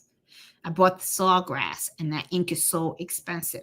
That is to be a regret buy. I should have just went with what a lot of people were getting, like the Epsons and stuff like that. I don't know why I got that machine. Oh, the eagle is embroidered on the back of my jean jacket. Oh, wow. That is beautiful. Oh, God, Debbie. I love it. It's beautiful job. Gorgeous. Gorgeous, gorgeous. Amazon, more expensive. It is. It really is. I'm really tired tonight. Oh, good night, Robin. That's why I send an invoice. I need the customer to see and agree what they're paying for. No surprises or assumptions. And I always take, let me tell you something, Bree, I take the payment up front. I always say that to people. Don't ever work on your stuff without the payment. I always pay up front. Just like when you go online and you order a jacket or something like that, guess what you did? You sent the money, right? I want my payment in full up front. Okay. Once I receive full payment, and I put that on the invoice, I have a statement in there, and I tell the customer, check the invoice to make sure that all the information is correct. Once full payment is received, the items will be processed. I have that statement in there. So I don't turn on my machine unless I see a full check. That's how I do it. Thank you. I don't experience thread breaks with those either. But with my brother, the sim threads and the brothers, I do experience it. Sometimes I even experience the shredding as well and stuff. It's just, you know. Hey, Gail, how are you? How you doing? Oh, I have exquisite threads too. It's made in the same warehouse. Oh, I didn't know that. My sewing shop told me. Oh, okay. You know, I have never tried that thread, but I've heard about it. Okay, a lot of people rave about it too. Heard it's pretty pricey as well and stuff, but I didn't know that it was made in the same warehouse and stuff. Good to know that. Yeah. Hey, Maria, how you doing? Oh, I've heard of that thread also. Ice Court. That one is a good one as well. I've heard of that one. Experience is an excellent educator. It is. It is.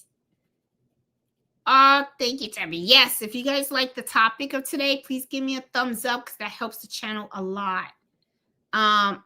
Nobody doing embroidery is rich enough to circumvent the law. Exactly.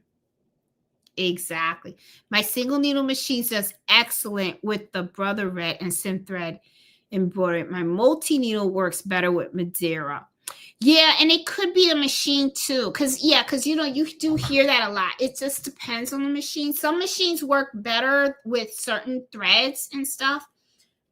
Because I've used the sim thread on my single needle, and it's okay.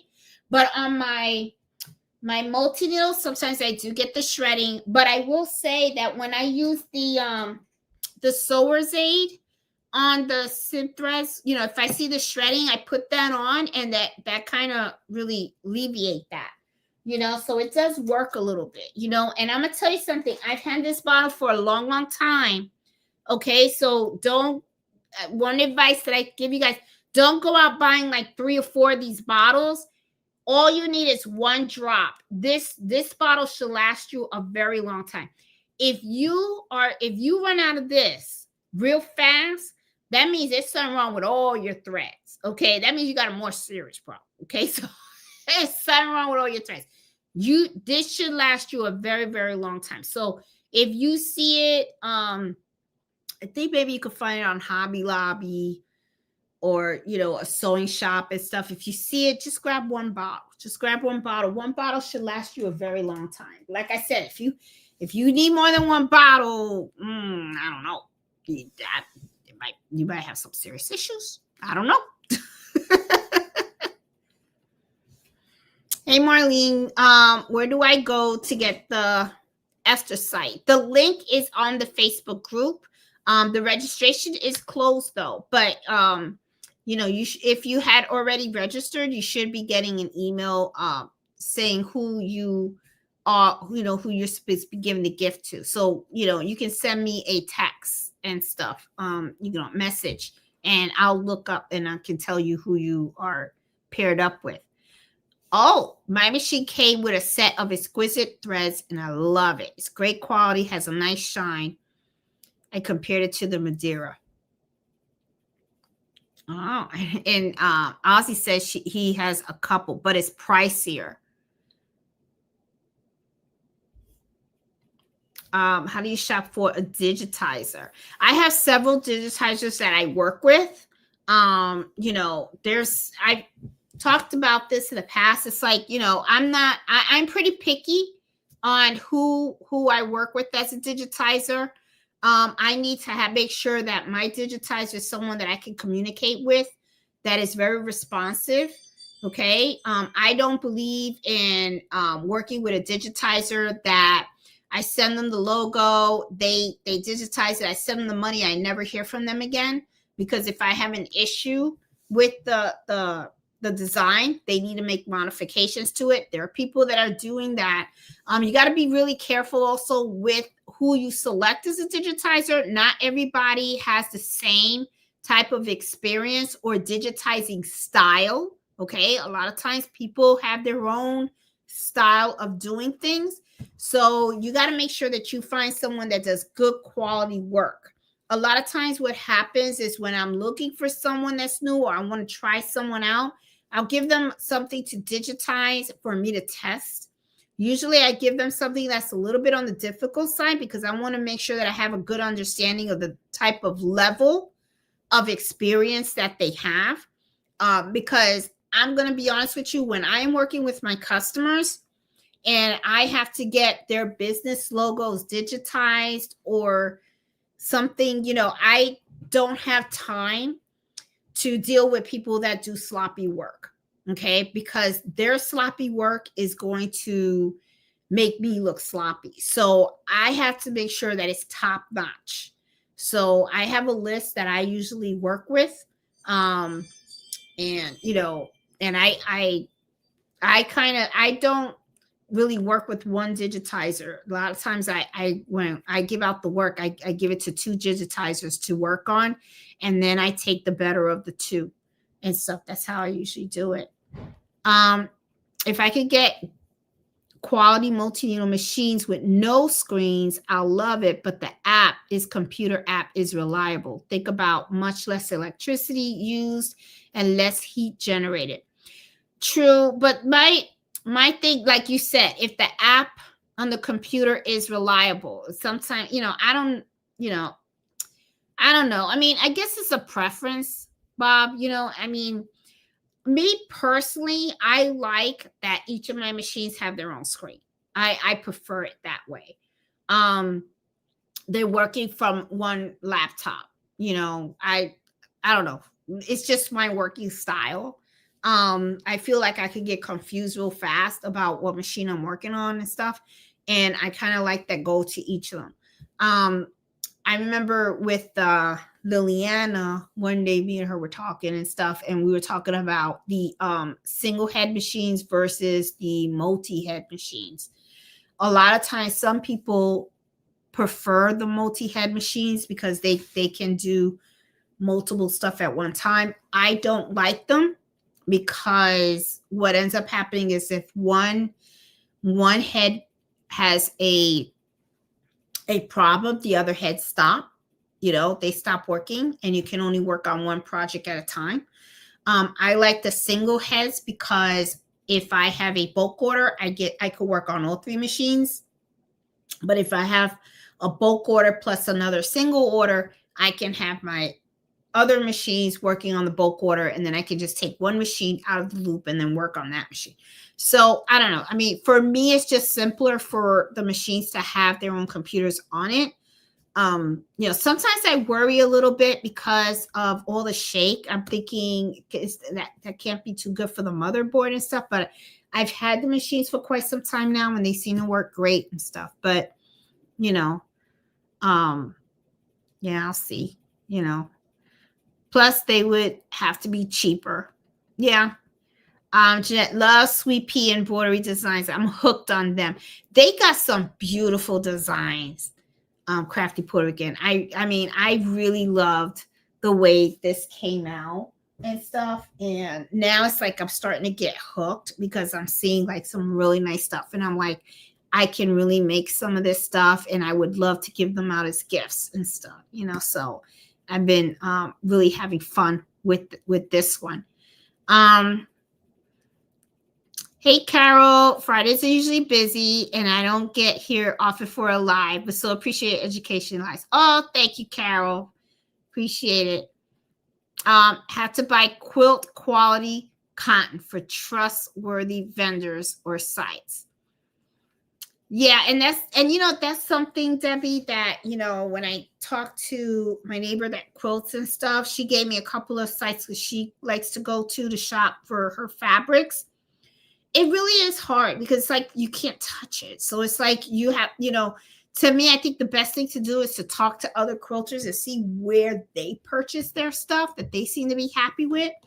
But, I kind of agree with buy. It's like, it's sometimes some of the fabrics, they look really nice and everything. And then when you get them home, they feel like paper, So it's like, so trying to find quality fabric is like a scavenger. It sure is. It does feel that way.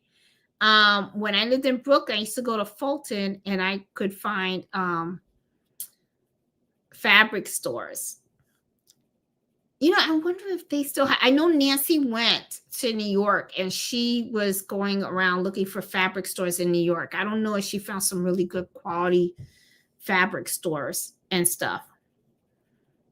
Can't find. Okay, I'll help you out, Marlene.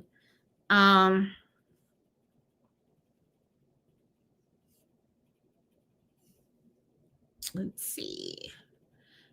Tempted to buy this reflective thread to see how good it looks. $50 for only 500 yards of thread. That's a lot. That's pretty expensive. That is pretty expensive.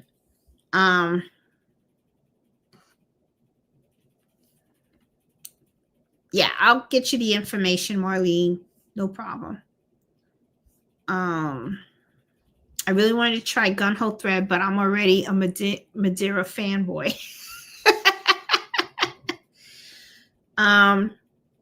Gotta watch for people who can't digitize and just let a computer create it. Yes, and that's the other thing too. There's a lot of people out there. Thanks, Debbie, for putting that out there. There are a lot of people, and that's why I like to test. That's why I like to test, because I'm finding that people, what they're doing is they're getting these software programs, they're scanning these pictures in, they're digitizing it, then they just ship it out to you. And, and to me, a good quality digitizer, they could use that type of software, but they know how to improve it. They know exactly how a good quality digitized file is supposed to look and how it's supposed to stitch out. You know what I'm saying? So I prefer to work with digitizers that I know their work is really good and I can reach out to them to make modifications and stuff. You got to be really careful. You really do. Oh, Debbie said we still have some good local quilt shops in New York. I have a couple in Virginia as well. And stuff. I'm going to start driving out to them and stuff and check them out and everything so that I could start getting more fabrics and stuff.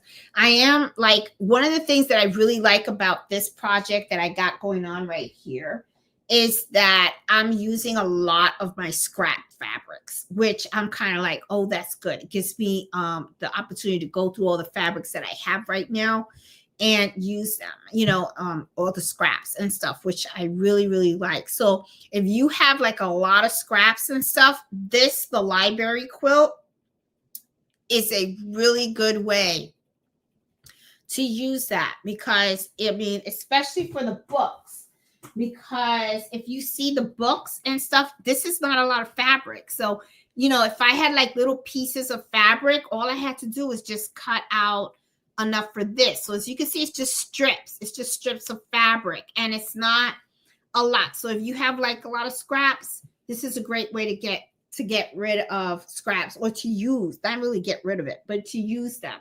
And I really do like the way that it has come out. It really came out really cute and stuff. Look at that. It's all applique. It's all applique in the back. It's like so nice. I like this. This is going to come out really nice. My neighbor was saying that when you're done, it's probably going to come out so cute, you're not going to want to give it to anybody. But I'm like, no, I'm going to give it to her because, I really wanted to give her something special and stuff like that. So definitely going to be giving that to her. So guys, I am going to call it the night. It is almost 10 o'clock. And so I'm going to get to bed, because tomorrow morning I'm going to get up and I'm going to see if I can finish another row on this quilt, because I'm going to try to get as much of this quilt done as possible, because Sunday I do have a customer that's going to be dropping off an order for a bulk order, and then I have to go to the game and football game. So that means Monday I'll be getting up early in the morning to work on my bulk order and hopefully get that done by Wednesday. That's my goal. Get the order done, ready for pickup for the customer to pick up on Wednesday, and then finish off on this quilt and on Carnito's quilt. Because I got to, so I'm actually going to, in the morning, I'm going to wake up, work on Carnito's quilt first. Okay. At least try to sandwich it and stuff like that. And then do at least one more row on here and stuff. So tomorrow I'm going to be pretty busy. So I want to make sure I get some rest, because I want to wake up early so that I can turn on my machines. I already cleaned them out tonight, and I already changed all my needles and stuff. So I changed my needles. I already cleaned them. I'll oil them when I get up in the morning, and then probably work on the row first. And then after I'm done with that, then I'll finish off with Carnito's quilt, do as much as I possibly can tomorrow, because I know Sunday I'm probably not going to be able to work at all, because we got a football game to go to on Sunday. Hopefully they win and do something, because I was just like, really could have watched that at home, so, but it's actually fun to go out, because I kind of like it, because me and Fray get to dress up and have fun, and we enjoy ourselves when we're out there and stuff. So guys, I am going to call it the night. Have a good weekend. Thank you so much for hanging out with me this Friday. Hope you found this information entertaining and good info. So, please give me a thumbs up. If you're new to my channel, please consider subscribing. I will be posting more videos and stuff. I was even thinking of going live while I'm working stuff too. I don't know if people want to do that and stuff. I'll probably just go live in the middle of the week and stuff like that, just to say hi and stuff, because sometimes I'm up here working and everything. I don't have anything to do except work, and then I'm like, kind of would like to talk with folks and stuff. So I'll probably just do that one day, just go on live and stuff, just to while I'm working and stuff, while show you guys while I'm working on this library quilt and stuff like that. So anyway, we'll see. I'll probably go on live, knowing me and stuff, just to say hi and see what people are doing out there. So I will talk to you guys later. Debbie said go live. Okay, I will. I will see you guys later. You guys enjoy your weekend. Have fun embroidering. Have fun sewing. And I will talk to you guys later. You guys have a good night. All right. So take care, everybody. Bye.